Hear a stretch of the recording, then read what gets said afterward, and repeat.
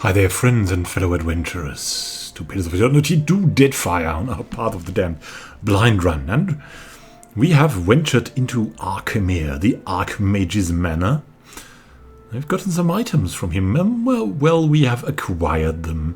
They were just lying around in a locked chest, and we have found many interesting scripts that we want to look at. So this is going to be maybe an episode that is not like the others. There's not much fighting. There's a lot of reading because we need to find out about Arkemyr and what makes him tick before we proceed further into his manor and try to change the possessors of the items that lie around there. Well, first we have Arkemyr's notes. Let's have a look at that we found. What help these imps offer is hardly worth the trouble of enduring their company. Yesterday I tried on a different face, and my butler nearly sounded the alarm. It was some comfort that he recognized my robes, and we have his old robes here. So, let's go for Arkemyr's notes first. What help these imps offer is hardly worth the trouble of enduring their company. Yesterday I tried on a different face, and my butler nearly sounded the alarm. It was some comfort that he recognized my robes. I gave the chittering fools a passphrase to avoid this unpleasantness in the future. Cider and cheese, simple enough for an imp to recall. So we now know that we have a passphrase, and that if we wear the Arkemyr's old robes, we'll probably pass them too. We also know that Arkemyr could have a different face, so anyone could be Arkemyr. Fasina could be Arkemyr. The guy who stole the that item could be Arkemyr even. You never know who could be Arkemyr. Let's see. Maybe he belongs to the cult of the Sanguine Harvest, as that was in his study too. Excerpted from the Legends of Eora by Amaya, scholar of Rauatai. In all my travels among the islands of the Deadfire archipelago, I have heard tell of no cult so feared as the Sanguine Harvest. All that is known of them is hearsay and rumor. Based on this, I be inclined to conclude that the Sanguine Harvest are little more than a story. But how is one to explain the disappearances of innocent kith around the 16th of the month? What may have befallen these poor souls is dismal indeed. Those few I spoke to who claimed knowledge of the Sanguine Harvest would swear to me only that they received it second hand, and they had this to say. On the 16th of every month, the Sanguine Harvest choose one unlucky captive to kneel before their altar and become fodder for a cabal of vampires. Through this act, the leader or grand harvester empowers a fearful, soul-draining greatsword. To what end the grand harvester then puts this sword is unknown.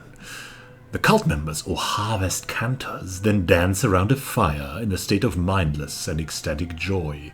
They clothe themselves in robes of black edged in red, and on their robes is the image of a large dagger cutting 3 kith in half. It sounds too ridiculous to believe, does it not? And yet I wonder. So is Arkemyr the Grand Harvester, or does he seek that one? Does he seek that one? I mean, that greatsword could also be interesting, but we're not evil. Even though it could be interesting to stand up to this Grand Harvester. Now, let's look at the efficacy of imps, time-worn. A time-worn adage among practitioners of the arcane arts avers that early wizards compelled imps to service not out of a desire for their assistance, but to banish them from underfoot. I doubt it not at all, for one could not conjure more unruly, noisome, maladroit, or irascible aid. Why then do we employ these diminutive meddlers? Imps, dear reader, are to a wizard's sanctum as rats are to a ship. Whether out of malign instinct or pure mischievousness, they infiltrate our laboratories with alarming regularity. Nirnagoth conjectures in his sensitivity of simpletons that imps infest any locus of concentrated mystical influence, and accounts of the creatures lurking among the uninhabited ruins of Engwith seem to corroborate his supposition. Yet a wizard's domicile seems to possess a particular appeal to them, regardless of whether it resides at a nexus of spiritual power or no. Left to their own devices, the winged miscreants accrue loose baubles, hoarding them in filthy dens, as often as not established in our cupboards and privies. Seemingly possessed of an antiquity dealer's discernment, each prefers to pilfer the most valuable paraphernalia and potent artifacts, yet they remain pathetically inept in the use of even the simplest gewgaw. I admit the imp's general incompetence makes them appealing retainers. One of the little cretins may displace a favoured wand of elemental power, but little peril exists of it activating the instrument in emulating your collected volumes of arcana. The same cannot be said of apprentices, yet the beasts present a danger to the unwary, for they possess a low cunning not unlike that of Xorips and Orlans. Without a domineering hand to direct them, imps rapidly regress to their base instincts. As a result of their propensity for pack behavior, even transitory leniency with a single imp can imperil a wizard's entire collection. So he likes the imps, but he needs to control them. What do we have here? The many pitfalls of imp husbandry. This book narrates one scholar's dissection of all matters relating to the care of household imps, focusing notably on their cleaning and housebreaking. One passage has been underlined with a deep press of a quill. Never allow imps to learn spells or wield artifacts of power. Their bodies sponge up the essence remainder and grow exponentially larger in size. One of my household servants pilfered the ring from my collection and grew to the size of an aurochs before I had him properly drained. Their glands also grow more pungent than mere writing can hope to encompass. So beware. So may we find a giant imp somewhere in there? We will find out for sure as we progress into the upper floor of Arkemyr's manor. So now we're in the manor. Let's see what we can find here.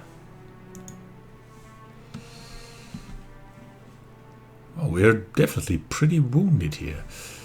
Carrying a wound around, so we should be careful. We should avoid any contact, any fights, anything.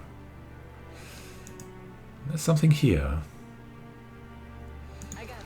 What's in there? A mother of pearl. Mother of pearl can be scraped from the outer layers of pearls. That's most commonly harvested from the shells of some clams and sea snails. It's prized for its supple iridescence and is often used to create jewelry or an inlay for wooden furniture and instruments. I got this. Oh, I like this. And this. The ceramic bowls and plates inside the cabinet are all covered with a thin layer of dust. Why are we moving around with Kelwasa? Because she knows how to sneak. So pretty. Could lick crystal until tongue fall off. Interesting. What do we have here? Ooh, quite some stuff. We could poach from him. But on the other hand, we could not. Let's ignore him for now and proceed to the manor. It's a little dangerous here. We've seen that with a construct. It was a pretty... Oh, look at that. That's a watcher. Meaning that we should move here. You move here. What is that? Let's try open that door, right? Shall we? Consider it done. Let's close it again. There's the laboratories too. I got to say, this is extremely interesting, but I guess it might be too dangerous. Close that again. This is full of imps. Let's get back to the upper floor. And let's flee from this place, as it is much too risky for us. Because we have bad equipment. We cannot, for the love of shiny baubles, We probably cannot fight more than 1 or 2 creatures here, and we have seen that they are above our level, if that is what the what the skulls mean. It probably is, right? So let's go back there and over. We also need to heal from our wounds to find a tavern. So the dark cupboard. Go back in there.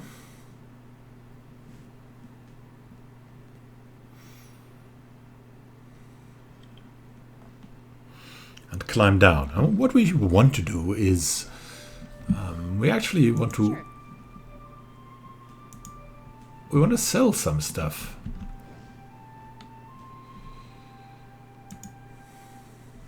And maybe to Fascina. No gloves. Then no news. I need to get inside Arkemyr's manor. No, show me what you have for sale. And actually, we want to sell, but yeah, we want to sell. We can sell anytime. Anyway, we want to sell scrolls, a lot of scrolls.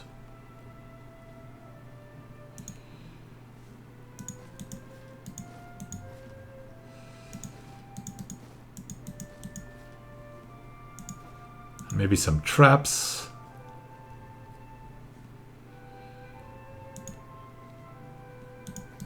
These hoods.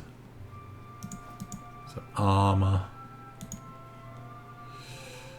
The torches not so much. Food and drink also not so much. Ingredients, yeah, maybe, I don't know.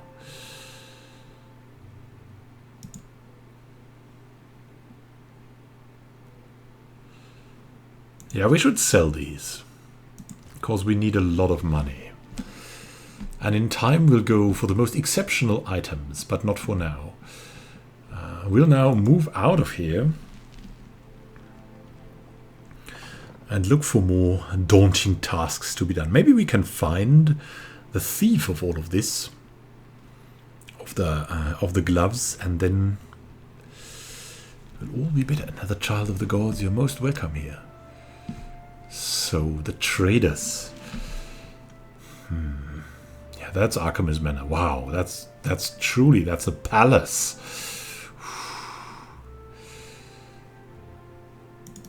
The Overlook cuisine. Need future told. Dark cupboard has fortune box. Yeah, I know. Razor skewers crusted swordfish. Crusted swordfish. Who are you? Today's catch, I say. Fresh and hot, spiced to the tongue of outsider and local alike. The vendor gestures to a bed of hot coals in his wagon, a flavorsome scent rising from bundles of meat-stuffed leaves. Show me what you've got. Got a lot of good food. Right here. But we have a lot of nothing to buy that from. I mean, food for what? 950? We need weapons first. And armor. Maybe let's look into the luminous bathhouse for now. Just to find out what or whom we can find there.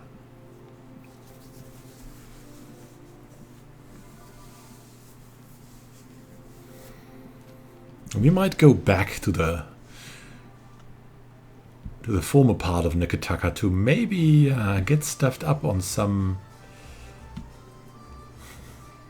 That's wow, that's a dancer, eh? Well, to get stuffed up on some things that will be easy to acquire. Hey there, Mr. Guard. Enjoy the baths, but cause no trouble. Yeah, we'll see about that. I see you brought your pain, but you need come to ease it. Pity. What? I see you brought your pain, but you didn't come to ease it. Pity. Okay. A venerable elf sits beside the water, her creased and spotted skin slightly flushed by the heat. Numerous scars mar her skin on face and torso alike. Her eyes open. Their sharp gaze focuses on you. She could be recruitable, right? I have no pain. Do I have no pain? What brings you to the bathhouse? No, let's talk about the pain. I have no pain. Aye, if you say so. The elf's eyes examine you as a physician might, probing but impersonal. What brings you to the bathhouse? It eases my pain.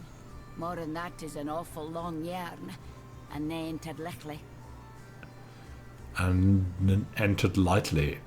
An awful long... Oh god.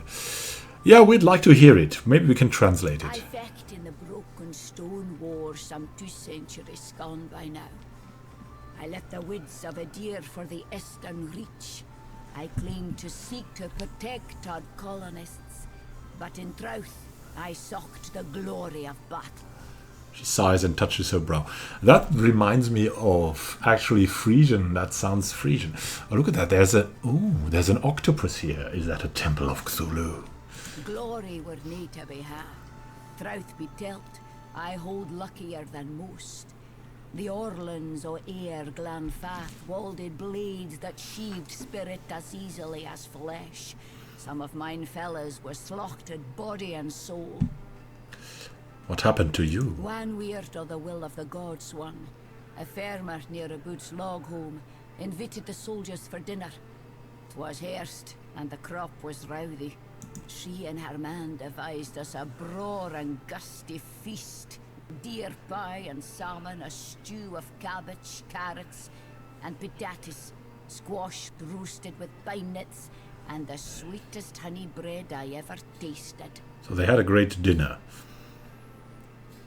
A weak smile spreads her The mouth. Glanfathans riled the animals. By then we caught the trick, so the captain bade the farmer's family stay within. We skipped into the necht, approached the thick swine, and the arrows began to fall. The smile has faded. Go on, we want to hear. She exhales a long, thin sigh. Ah, the shelter folk, hunters and kempers bred, aimed their arrows true, and 2 of us fell immediately. The Orlans rashed us then, small and shady, visible only by the violet flames that lit their blades. We drank it that firm in blood, both sides. In the end, only I remained, standing in the farmhouse door, holding mine innards in, waiting for another coxfeather to come and finish the work. I only lived because of that farmer. She sewed me up, fed me till I had health enough to stand.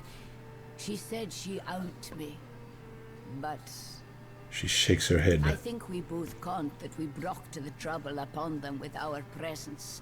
The raiders had been too many a slecht at simple farmhouse. Wow. Thank you for sharing your story. Aye. Thank you for listening. Few day. Unless there's anything you need, please, let me to mine water. The woman dabs herself with a warm cloth. What brings you to the bathhouse? It eases my pain. More than that is an awful long yarn, and they entered lickly. Okay, we've heard it Unless already, so there's never anything mind. you need, please, let me to mine water. Yes, okay. Okay, what a story. Oh. Let's see if we will learn more of these stories or interesting things when we visit the bathhouse. And what do these symbols mean? We might find out. Thank you for watching and happy gaming to you. Next time is bathhouse time. Have a great time until then and happy gaming.